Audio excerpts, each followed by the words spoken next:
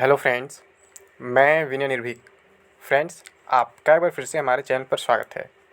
तो friends, RRB NTPC court case update.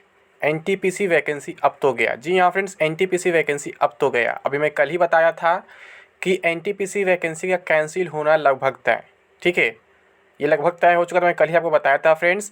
और आज आपको मालूम होगा कोर्ट में जो है पहली हियरिंग थी। ठीक है, जो नया कोर्ट केस फाइल हुआ था एनटीपीसी रिवाइज रिजल्ट आने के बाद, तो उसको लेकर के आज पहली हियरिंग थी कोर्ट में।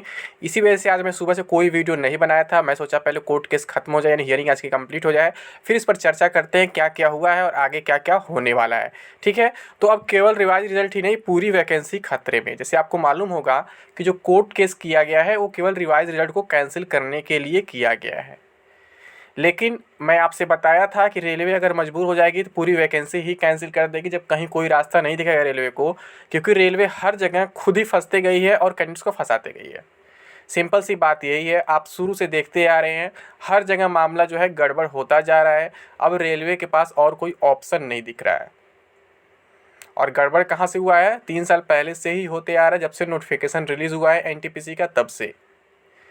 क्योंकि जो vacancy process and selection process, selection criteria है, उसको कई तरीके से शो किया गया नोटिफिकेशन में, जो मेन इनका सरदर्द बन गया है। आपको मालूम होगा, मैं कई बार ये बात रिपीट किया हूँ कि जो नोटिफिकेशन में इनका जो CBT 1 के सिलेक्शन का प्रोसेस है, CBT 1 CBT 2 में जो जाएंगे, कितने को ना जाएंगे, वो कई तरीके से लिखा गया है। एक जगह से लिखा गया नोटिफिकेशन में कि मतलब जो CBT 1 वो स्क्रीनिंग नेचर का एग्ज़ाम है, यानी क्वालिफाइंग नेचर का केवल एग्ज़ाम है, यानी कि फिक्स कट ऑफ पे हम मतलब CBT 2 के लिए बुला लेंगे। तो फिक्स क्राइटेरिया शायद EUR और EWS के लिए 40% था, OBC के लिए 30 था और SC ST के लिए 25 था। ठीक है, परसेंटेज मुझे एक्जैक्टली नहीं मालूम है, आप देख लेना, ये चीज़ था। और एक जगह लिखा गया था कि RRB वाइज हम 20 टाइम्स बुलाएंगे, ये बात आपको मालूम होगा। और एक जगह क्या लिखा था कि लेवल वाइज 20 टाइम्स बुलाएंगे। तो इन्होंने क्या किया, लेवल वाइज 20 टाइम्स पर रिजल्ट निकाल दिया। ठीक है, जो आपका लेवल वाला रिजल्ट जो पहली बार आया था वो लेवल वाइज 20 टाइम था। आप कहीं से भी काउंट करें, किसी भी लेवल का रिजल्ट काउंट करेंगे, उसमें हर एक लेवल में आप देखेंगे, हर एक RRB हर लेवल में 20 टाइम्स ही कैंडिडेट्स हैं। ठीक है, बस वहाँ पे क्या मिस्टेक था? मिस्टेक कुछ नहीं था, वो नोटिफिकेशन अकॉर्डिंग सही था। बस कहने का मतलब ये था वहाँ पर कि आपने नोटिफिकेशन में जब 3-3 जगह 3-3 बातें मेंशन करेंगे, तो कैसे उनमें से आप एक को सही मान सकते हैं, 2 को गलत मान सकते हैं। जो एक बात है वो तो डायरेक्टली मैच कर रहा है, मतलब जो 13.6 नंबर है जो नोटिफिकेशन का, उसके अकॉर्डिंग तो जो आपका रिजल्ट था फर्स्ट वाला 100% सही था। क्योंकि सभी लेवल में 20 टाइम्स क्वालिफाई कराए गए थे। आप सभी लेवल के PDF काउंट कर लीजिए, लास्ट में नंबर ऑफ कैंडिडेट्स दिए हुए हैं। ठीक है, सीरियल नंबर से काउंट करके देखेंगे कितना कितना सब जगह 20 टाइम्स में पहले भी दिखा चुका हूँ। तो अगर नोटिफिकेशन केवल वो पॉइंट देखे थे 13.6 जहाँ पे लिखा गया लेवल वाइज 20 टाइम्स बुलाए जाएंगे, तो उसके अकॉर्डिंग जो पहला रिजल्ट आया था 100% सही है, उसमें कहीं भी कोई डाउट नहीं है। लेकिन मुझे क्या बुरा लगा फ्रेंड्स कि ये लोग कोई बात सही चीज़ सही से मेंशन नहीं किए। एक जगह लिखे लेवल वाइज, एक जगह लिखे RRB वाइज, एक जगह लिखे स्क्रीन नेचर का एग्जाम है। इस वजह से मैं उस रिजल्ट का विरोध कर रहा था, आपको मालूम होगा। ठीक, और मैं कह रहा था रिवाइज रिजल्ट आना चाहिए, और मैं 15 तारीख को ही बोल देता, 15 जनवरी को ही, जिस रिजल्ट आया था कि रिजल्ट जरूर रिवाइज होगा, 100% इसमें कोई डाउट नहीं है। तो रिजल्ट रिवाइज भी हुआ, बट जो रिजल्ट रिवाइज हुआ उसका किसी को ऐसा उम्मीद नहीं था कि ये उससे भी खराब हो जाएगा। वो तो केवल नोटिफिकेशन में प्रॉब्लम क्रिएट हुआ, अदरवाइज नोटिफिकेशन का एक पॉइंट तो 100% सही है जो रिजल्ट को वैलिड ठहराता है। ठीक है, लेकिन जो बाकी 2 पॉइंट वो कन्फ्यूज़न क्रिएट करते हैं, जिसके वजह से रिवाइज रिजल्ट की डिमांड आनी स्टार्ट हो गई। लेकिन रिवाइज रिजल्ट को गलत डायरेक्शन कब दे दिया गया? जब उसमें यूनिक कैंडिडेट की बात की गई। जबकि आपको मालूम होगा किसी भी रिजल्ट में यूनिक वर्ड नहीं यूज़ होता है, कहीं भी कोई भी एग्ज़ाम होता है, कोई कंबाइंड एग्ज़ाम, हम उसमें यूनिक वर्ड नहीं यूज़ करते हैं। और अभी भी जो आया है वो यूनिक नहीं है, बस छिपा दिया गया है। जिनका रोल नंबर रिपीट किया गया है रिवाइज वाले में, वो छिपा दिया गया, अभी भी वो फाइट में है। जिससे क्या हुआ है, जो रेशियो नंबर ऑफ़ कैंडिडेट्स का हर एक लेवल में अलग अलग हो गया है, और जो नोटिफिकेशन के बिल्कुल खिलाफ हो गया है। ये बात मैं आपको बता चुका हूँ। लेवल 6 में 20 टाइम्स हैं, लेवल 4 में ऑलमोस्ट 30-40 टाइम्स है, फिर लेवल 5 में आपके बहुत ज़्यादा हो गए हैं, लेवल 5 में लगभग 100 टाइम्स हो गए हैं, लेवल 3 50 टाइम्स हो गए, और सबसे अधिक लेवल 2 में 200 टाइम्स हो गए हैं। ठीक है, यानी कि रिवाइज रिजल्ट जो पहले वाले रिजल्ट से भी बहुत ज़्यादा खराब हो गया है, जिसको लेकर के कोर्ट केस किया गया था, आपको मालूम होगा। और कोर्ट केस में क्या डिमांड किया गया था कि रिवाइज रिजल्ट कैंसिल और पहले रिजल्ट को वैलिड ठहराया जाए। तो बात यहाँ पे फिर आके फंसता है फ्रेंड्स, अब रेलवे कैसे पहले रिजल्ट को वैलिड ठहराए या फिर न ठहराए, दोनों जगह खुद फंस जा रहा है। अगर पहला रिजल्ट वैलिड था, सही था, तो रेलवे ने रिजल्ट को रिवाइज क्यों किया, इसका जवाब देना पड़ेगा रेलवे को। ठीक है, और अगर पहला रिजल्ट वैलिड नहीं था, तो फिर रेलवे ने कई बार उसके लिए इतना क्लेरिफिकेशन क्यों दिया, कई नोटिस के माध्यम से, फिर इंटरव्यू के माध्यम से, फिर यहाँ भी रेलवे को जवाब देना पड़ेगा। यानी रेलवे ना इधर का रह गया है ना उधर के रह गया। मैं कल ही आपको बताया था अभी कि रेलवे अपने ही जाल में फंस चुका है। एक बार तो फर्स्ट रिजल्ट को स्टे लगाता है, फर्स्ट रिजल्ट पर कहता हम सेकंड रिजल्ट जारी करेंगे। एक बार खुद बोल रहा था कि मतलब कि रेलवे की मतलब रिजल्ट 100% सही है, बिल्कुल नोटिफिकेशन के अकॉर्डिंग, कहीं भी कोई चेंज इसमें नहीं होने वाला है, कहीं भी कोई रिवाइज रिजल्ट नहीं आने वाला है। तो रेलवे की दोनों बातें अब रेलवे को ही परेशान कर रही हैं। तो कोर्ट में रेलवे क्या जवाब देगा आप समझ सकते हैं। मतलब रेलवे बुरी तरीके से फंस चुका है और पेटिशनर का सब कुछ क्लियर है एकदम। वो बोल चुके हैं हमें केवल फर्स्ट रिजल्ट चाहिए, क्योंकि नोटिफिकेशन के अकॉर्डिंग था और हमारे पास प्रूफ भी है नोटिफिकेशन के अकॉर्डिंग था। क्योंकि रेलवे खुद बार अपने कई बार इंटरव्यू में बोल चुके हैं, रेल मंत्री साहब बोल चुके हैं, बाकी किसी आरआरबी चेयरमैन वगैरह भी बोल चुके हैं और कई नोटिस के माध्यम से क्लेरिफिकेशन दे ही चुके हैं। ठीक है, नेशनल मीडिया पर भी सब बातें हैं कि आप जो रिजल्ट था वो फर्स्ट बिल्कुल सही था, उसमें कोई रिवीजन नहीं होगा, कोई रिवाइज रिजल्ट नहीं आएगा। इसी को लेकर के केस किया गया है। तो देख लेते हैं आज केस में क्या हुआ है। आज केस की पहली हियरिंग थी।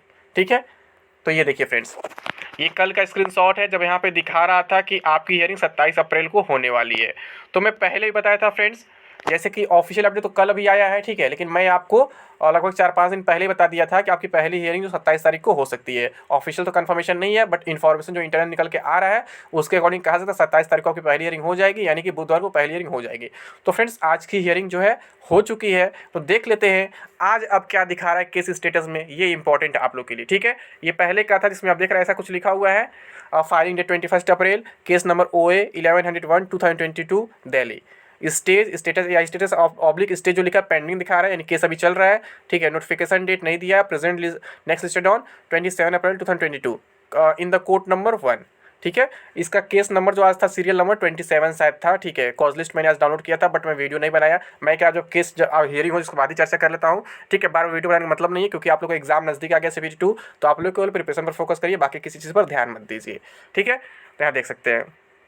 और हाँ फ्रेंड्स, टेस्ट सीरीज जो लोग ले रहे हैं मेरा, बहुत अच्छी बात है, आप लोग उसे प्रैक्टिस भी करिए, केवल उसे बाय मत करिए, क्योंकि खरीदने वाले तो बहुत हो गए हैं। ठीक है, प्रैक्टिस करने वाले बहुत कम है। मैं बोला था ना डेली रैंक लिस्ट जारी करूँगा, तो मैं बताया था कि त्रिरंजन पति जो है फर्स्ट रैंक आया है हमारे मतलब ऐप पर। ठीक है, तो क्यों, क्योंकि उन्होंने तीनों टेस्ट मेरा बाय किया है और टेस्ट भी अच्छे से दे रहे हो, और बाकी लोग भी अच्छे हैं, लेकिन आप लोग अच्छा सा प्रयास करें। जो लोग अभी तक मेरा ऐप नहीं डाउनलोड किया वो डाउनलोड जरूर कर लें, क्योंकि टेस्ट वगैरह आपको वहीं मिल पाएंगे, बाकी वेबसाइट के माध्यम से आपको नहीं मिलेगा। ठीक है, ऐप का नाम क्या है, टारगेट विद विनय निर्भीक, वो प्ले स्टोर पर आपको मिल जाएगा। इसके साथ साथ मैं डिस्क्रिप्शन बॉक्स में भी इसका लिंक दे दूंगा और डायरेक्ट टेस्ट सीरीज का भी लिंक दे दूंगा, वहाँ से आप टेस्ट सीरीज अपने अकॉर्डिंग बाय कर सकते हैं, परचेज कर सकते हैं। ठीक है, तो प्रिपरेशन करते रहिए फ्रेंड्स, बाकी चीज़ पर आप ध्यान मत दीजिए। ठीक है, अगर ये एग्जाम कैंसिल हो जाता है, फिर वैकेंसी कैंसिल होता है, तो भी कोई बात नहीं है। आपको क्या करना है, आपका प्रिपरेशन तो काम आएगा ना कहीं ना कहीं। अगर आप पढ़ते रहेंगे तो पढ़ाई छोड़ देंगे तो कहीं कुछ होने वाला नहीं है।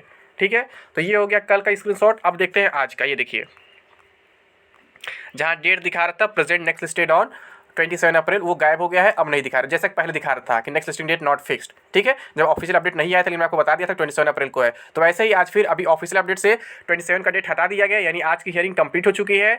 और यहाँ पर देखने वाली बात यह है फ्रेंड्स कि यहाँ पे अभी भी रेस्पोंडेंट के एडवोकेट्स का नाम नहीं दिया गया है।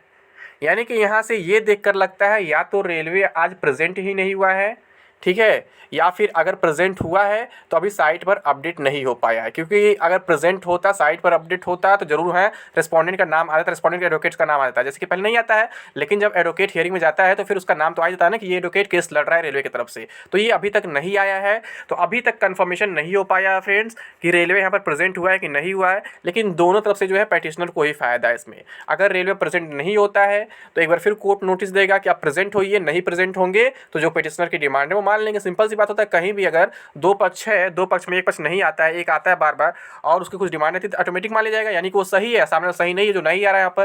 तो यहाँ पर क्या है कि फिर रिवाइजल तो कैंसिल होना तय है, पहले से मैं आपको बता ही रहा था। और कहीं वैकेंसी ना कैंसिल है, मैं बार बता रहा हूँ, क्योंकि सिचुएशन ऐसा ही दिख रहा है। अगर रेलवे मजबूर हो जाएगा तो वैकेंसी ही कैंसिल कर देगा। ठीक है, अब आज कोर्ट में रेलवे प्रेजेंट हुआ है कि नहीं हुआ, रेलवे एडवोकेट प्रेजेंट हुए कि नहीं हुए, मैं शाम तक आपको अपडेट दे दूंगा फ्रेंड्स। ठीक है, 7-8 बजे तक जैसा भी अपडेट मुझे मिलता है, चाहे ऑफिशियल या फिर अनऑफिशियल, बट अभी तक मेरे पास कोई एग्जैक्ट कंफर्मेशन नहीं है कि रेलवे प्रेजेंट हुआ है कि नहीं हुआ है, लेकिन जो अपडेट था तक मैं बता दिया, यहाँ पे देख सकते हैं आप, डेट आज का हटा दिया, यानी कि आज की हियरिंग कंप्लीट हो चुकी है। ठीक है, और कॉज लिस्ट में भी आज का डेट मैं बताया ही था कि आज 27वें नंबर पर लगा हुआ था केस, 27 या 23 जो भी नंबर नहीं है, 27 तारीख वैसे भी है।